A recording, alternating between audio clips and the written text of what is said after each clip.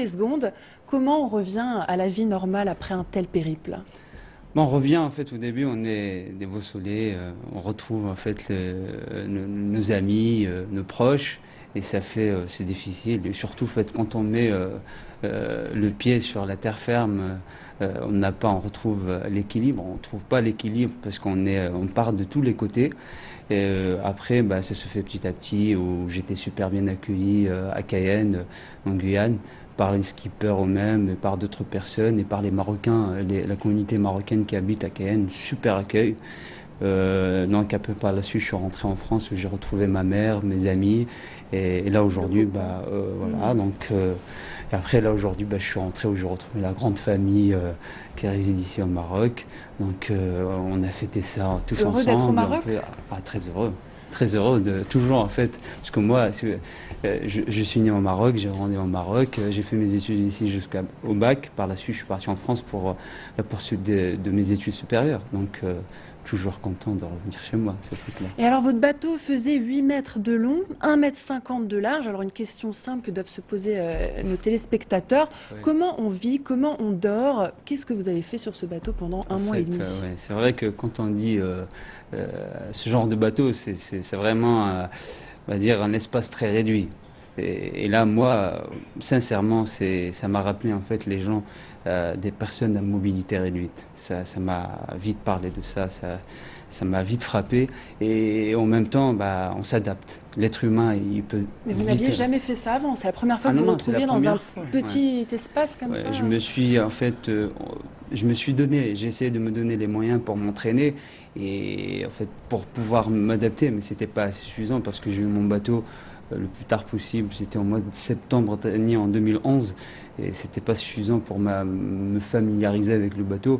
C'était vraiment très court parce que j'ai eu que 2 mois de préparation avant de partir. Donc, mais après, ce qui était présent, c'était cette détermination de relever le challenge, et cette persévérance, cette force, en fait, je voulais me surpasser et relever le challenge. Et donc, Justement, pour vous, le plus important, c'était de participer plus que d'être sur le podium.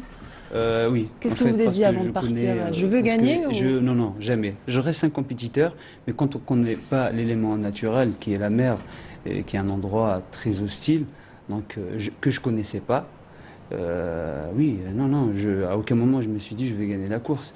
Je me suis dit, moi, mon but, ça serait partir de Dakar et arriver à Cayenne en portant mon Et drapeau vous l'avez marocain. fait. Et je l'ai fait et je suis très fier. Et autant très fier de le partager avec tous mes compatriotes marocains. Mais pour l'avoir fait, je pense que le plus, c'est votre moral que vous avez dû travailler pendant ces 2 mois de préparation. Alors comment on travaille son moral comme Ah ça bah, La solitude, c'est quelque chose qui fait peur aux gens. c'est vrai Vous que seul au monde, comme le film où joue Tom Hanks, vous vous sentiez un peu comme Tom Hanks. Vous parliez à c'est vrai, quelqu'un des ou à quelque moments, chose. bah, j'ai eu en fait une super rencontre parce qu'en fait j'ai eu pas mal de malheurs qui m'est arrivé, de malchance on va dire, où j'ai chaviré, j'ai dû en fait redresser le bateau et repartir.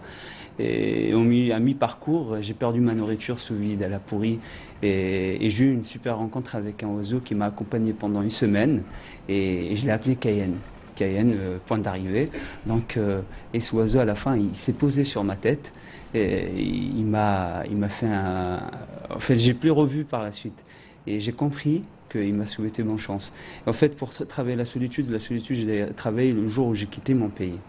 J'ai travaillé en France où je n'avais pas ma famille, mes amis, donc il fallait que je refasse ma vie en faisant mes études. Et se surpasser, bah, je faisais mes études et en même temps je travaillais pour me payer mes études.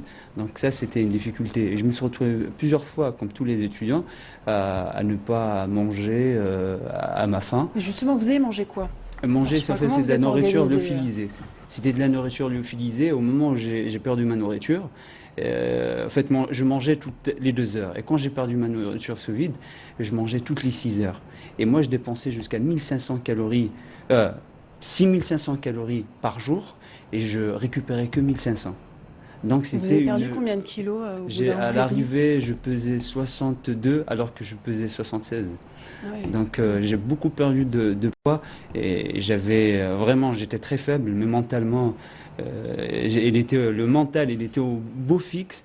Donc il était hors de question pour moi en fait Donc d'arrêter. c'est le mental qui a tout fait. Alors avant de partir, vous avez dit que cette aventure, c'était une manière de montrer au monde entier que la jeunesse marocaine est capable. Après l'exploit, est-ce que vous maintenez, vous êtes encore dans cet état d'esprit? Bien sûr. La jeunesse marocaine, elle est volontaire, elle est entreprenante, elle veut se dépasser, elle est déterminée. Donc, elle va contribuer en fait au développement et la progression de notre pays. Et surtout, là, maintenant, moi, quand je regarde comment ne pas aimer la mer et relever un tel challenge, quand on a double facette Méditerranée et Atlantique, et on a Sa Majesté qui a lancé pas mal de projets tout le long de notre littoral.